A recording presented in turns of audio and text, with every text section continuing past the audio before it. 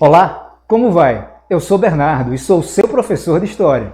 A nossa aula de hoje vai falar sobre o governo democrático de Vargas. Desde o período em que ele retorna à eleição, retorna ao poder por meio de uma eleição, e o período anterior, um pouco anterior, que foi com a eleição do general Eurico Gaspar Dutra. Eu quero que você dê uma olhada agora nesse nosso primeiro slide, porque através dele você vai poder perceber quais foram as principais medidas do governo do general Eurico Gaspar Dutra. O slide fala o seguinte: o governo de Dutra, de 1946 a 1950, Constituição de 1946, alinhamento político com os Estados Unidos, que foi o período da Guerra Fria, Plano SALT e economia liberal. Eu sei que você deve estar um pouco confuso. Peraí, professor, nós não vamos falar sobre o governo democrático de Vargas e por que você está falando do general Dutra? Deixa eu retomar um pouco o fio. Você lembra que o Brasil estava vivendo uma ditadura, que era a ditadura do Estado Novo. E você lembra que o Brasil foi com a FEB e com a FAB lutar na Europa contra o eixo, que era formado pela Alemanha nazista, pela Itália fascista e pelo Japão. Ou seja, o Brasil, uma ditadura, foi à Europa lutar contra outras ditaduras. E venceu. Junto com os aliados, as democracias venceram as ditaduras. Isso gerou uma crise política dentro do Brasil. Inimigos de Vargas, que eram muitos, se aproveitaram dessa fragilidade dele para começar a pressionar e pedir para que ele retirasse do cargo. Usar a expressão pedir foi gentileza. Exigir que ele renunciasse. Então, a partir de 1945, começa o movimento pela renúncia de Vargas. Pressionado por todos os lados, ele não resiste, renuncia ao cargo, mas toma duas medidas antes de renunciar. Primeiro, ele cria dois partidos políticos, o PTB e o PDS. O PDS era um partido que ele usava para dialogar principalmente com a classe média e com alguns setores da elite. E o PTB, o Partido Trabalhista Brasileiro, era o que ele usava para dialogar com a massa trabalhadora, com os sindicatos. Aliás, é bom lembrar que Vargas mantinha os sindicatos com pulso firme. Se por um lado ele concedeu leis trabalhistas, vantagens para os trabalhadores, pelo outro ele interferiu pesadamente nos sindicatos, a ponto de um sindicato só poder funcionar se tivesse autorização do governo. As reuniões sindicais só aconteciam se tivesse um ou dois observadores do governo. Então, criando o PTB, criando o PDS, Vargas se lançou candidato ao Senado pelo PTB e apoiou uma pessoa para ser candidato a presidente. Essa pessoa foi o general Eurico Gaspar Dutra. É isso que você está vendo. O candidato que venceu a eleição foi o candidato apoiado por Vargas. Então, nós vamos aprender agora rapidinho, eu vou falar rapidinho sobre os principais motivos ou características do governo do general Dutra. Primeiro, a escrita não mudou, né? O vice, meio que, entre aspas, traiu o presidente, né? O cara indicado por ele traiu. Porque se Vargas tinha uma linha mais nacionalista, mais voltada aos interesses nacionais, de certa independência em relação aos interesses norte-americanos, Dutra tratou de alinhar politicamente e economicamente o Brasil aos interesses dos Estados Unidos. Eu vou citar algumas coisas para você perceber isso. Primeiro, naquela época havia a Guerra Fria, que foi um confronto indireto entre as duas maiores superpotências que o mundo já viu. De um lado, a União Soviética, que representava o socialismo, do outro lado, os Estados Unidos, representante do capitalismo. Os países meio que tinham que se decidir de que lado ficavam. E Dutra, sem muita vergonha e com muita pressa, aderiu ao lado do capitalismo. E para demonstrar esse apoio, a primeira coisa que ele fez foi decretar o Partido Comunista Brasileiro como partido ilegal. A ilegalidade do Partido Comunista Brasileiro. Outra coisa foi que ele se juntou à OEA, a Organização dos Estados Americanos, e colocou sanções contra Cuba, que representava o socialismo da América. Então, a primeira característica importante do governo Dutra era essa, o alinhamento político aos Estados Unidos. Mas o alinhamento não foi só político, foi econômico também. Dutra abriu o Brasil ao capital estrangeiro. Centenas de empresas norte-americanas britânicas, europeias de maneira em geral, viram o Brasil como um paraíso para seus bons negócios. Terra fácil, baixos impostos, facilidades dadas pelo governo liberal do general Dutra.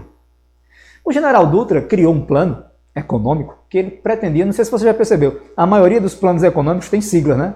Avança Brasil, PAC, esse também é uma sigla, SALT. E é uma sigla bonitinha, porque dá a impressão de que o Brasil vai dar um salto, né? Na verdade, o SALT era um plano que pretendia desenvolver a saúde, a alimentação, o transporte e a energia. Veja que em nenhum momento ele coloca a educação como um dos seus principais objetivos. O plano SALT, apesar de ter feito algumas coisas de sucesso, como por exemplo a construção de rodovias, tem uma das principais rodovias que liga São Paulo ao Rio, que hoje é inclusive batizada com o nome de Via Dutra ou Rodovia Dutra, em homenagem a ele, não teve bastante sucesso.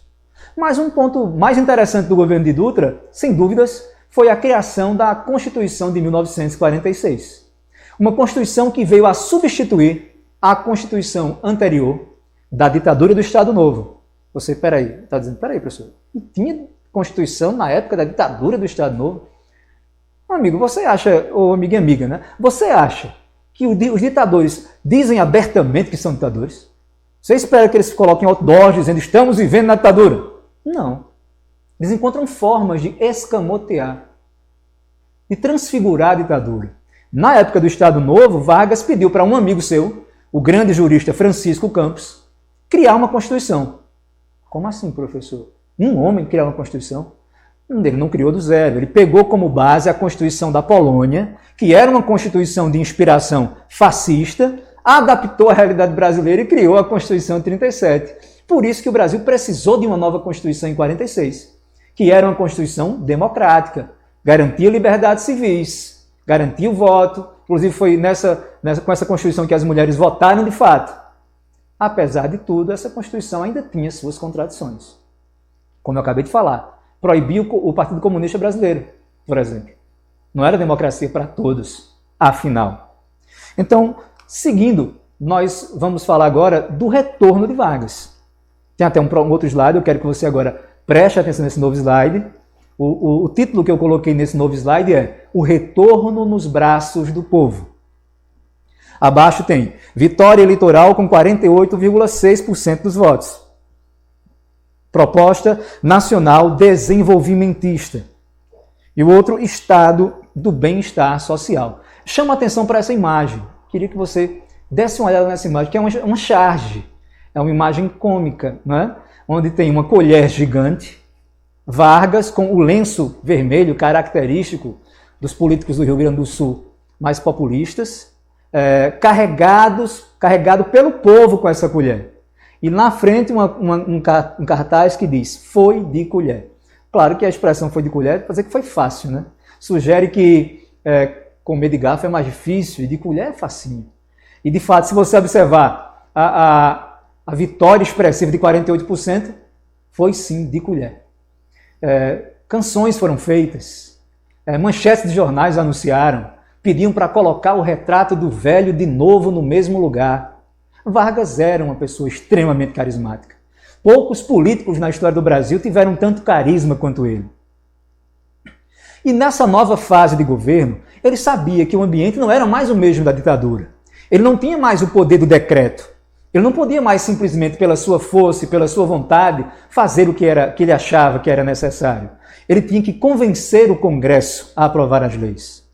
Ele tinha que, de certa maneira, convencer o povo a ficar do seu lado para se opor aos interesses estrangeiros que eram seus inimigos. Então ele logo lançou uma proposta econômica nacional desenvolvimentista.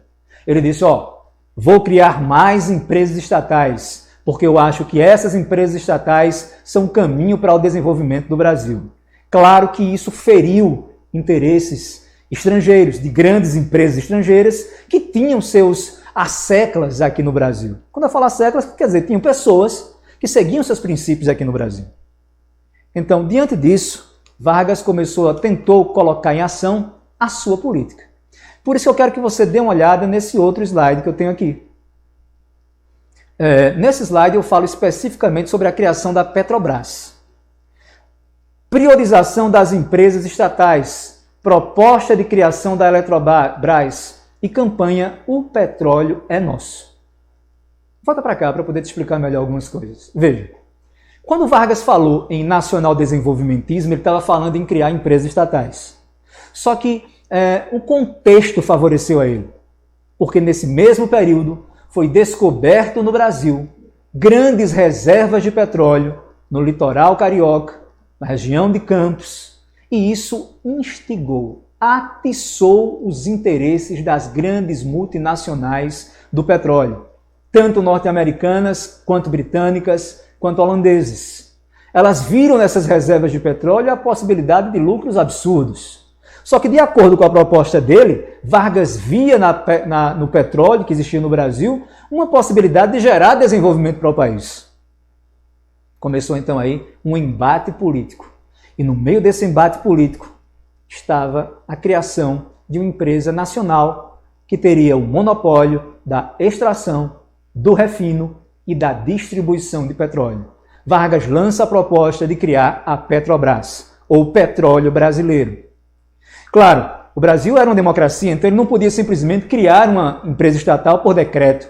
Ele tinha que convencer o Congresso a aprovar a criação da Petrobras. Mas os dólares e as libras do exterior já estavam convencendo os deputados a fazer o contrário, a negar, alegando várias coisas. Por exemplo, alegavam que o Brasil não tinha condições técnicas de explorar o petróleo, que seria melhor aproveitar só os impostos e parte da riqueza, que seria muito trabalhoso para o Brasil começar do zero uma empresa como a Petrobras.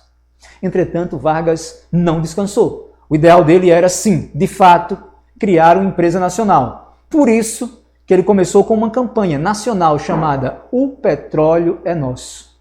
Nessa campanha ele percorreu várias cidades do Brasil, com comícios, conferências, shows de artistas, debates, discursos, tentando convencer a população a pressionar os deputados a votar a favor da criação da Petrobras.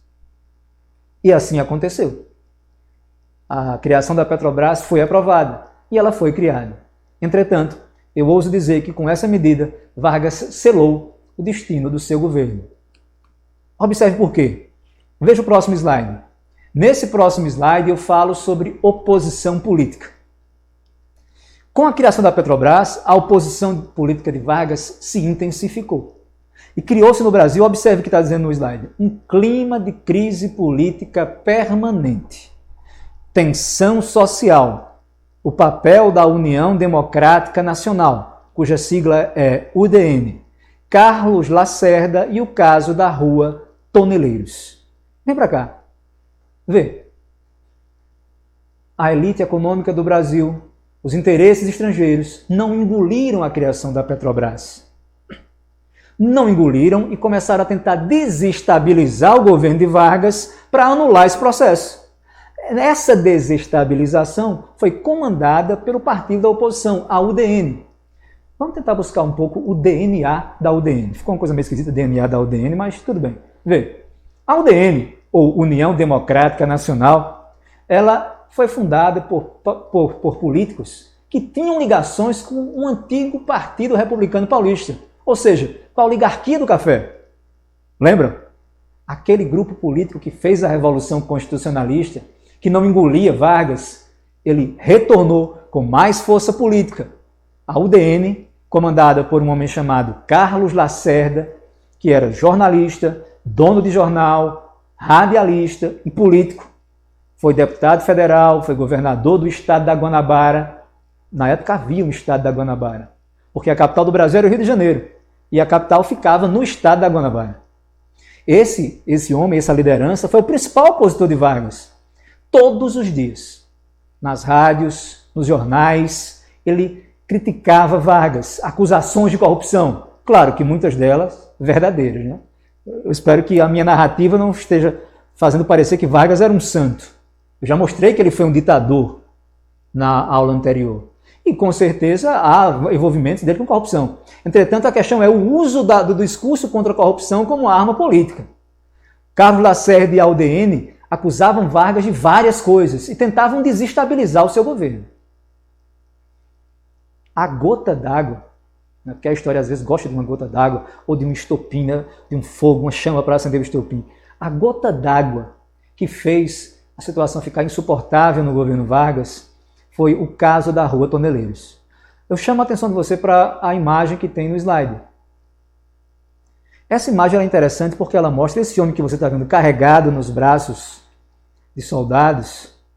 Essa imagem, esse homem é Carlos Lacerda.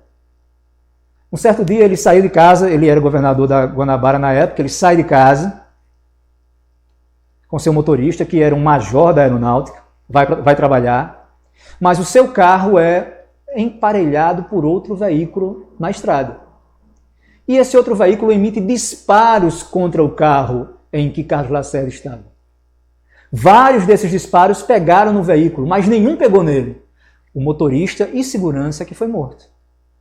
O carro se desgoverna e Lacerda machuca o pé. É isso aí. A foto parece um pouco exagerada, né? Você está vendo ele carregado como se estivesse com uma fratura exposta na coluna, mas foi só o pé que se machucou. Mas ele sabia muito bem se utilizar dessas coisas para criar um fato político.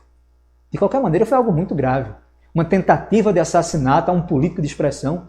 E Carlos Lacerda soube se aproveitar disso para desestabilizar de vez o governo Vargas.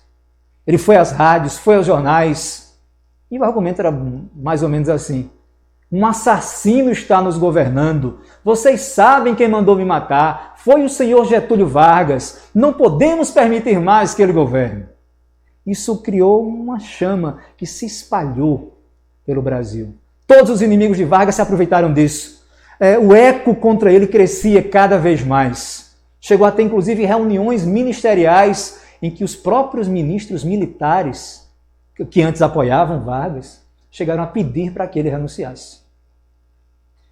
Esse momento da história do Brasil é um momento geralmente carregado de dramaticidade, porque Vargas ele já era uma pessoa vivida, muitos anos. Tinha governado o Brasil por 15 anos seguidos. Ele avaliou que não tinha retorno para ele, que ou ele permanecia no cargo ou ele saía de vez. E ele transformou o ato que ele viria a cometer num verdadeiro ato político, no maior ato político da história do Brasil até o momento.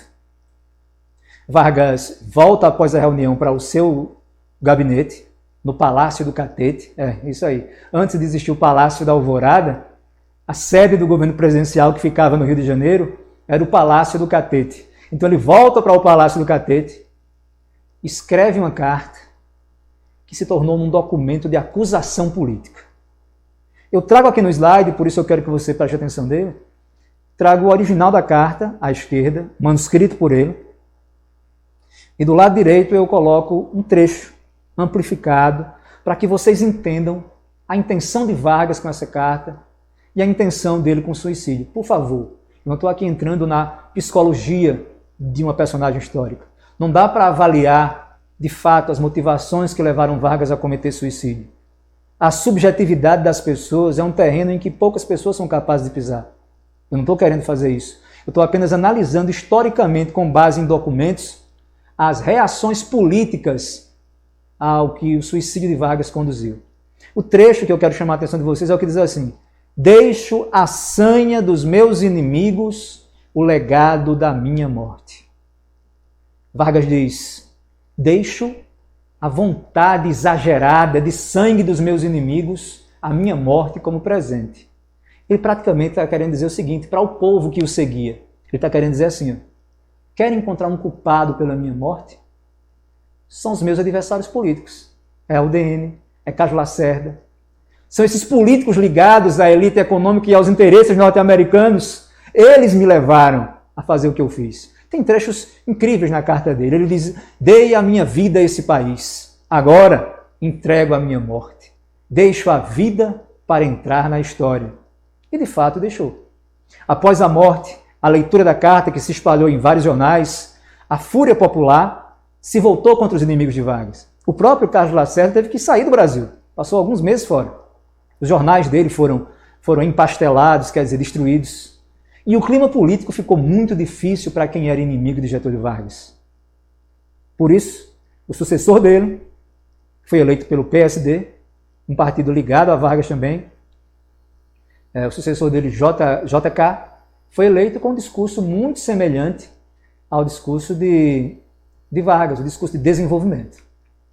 Bem, pessoal, o que eu queria que você aprendesse com essa aula aqui foi isso. Eu espero que você esteja sempre atento, né? Disciplinado, focado, para os nossos próximos conteúdos.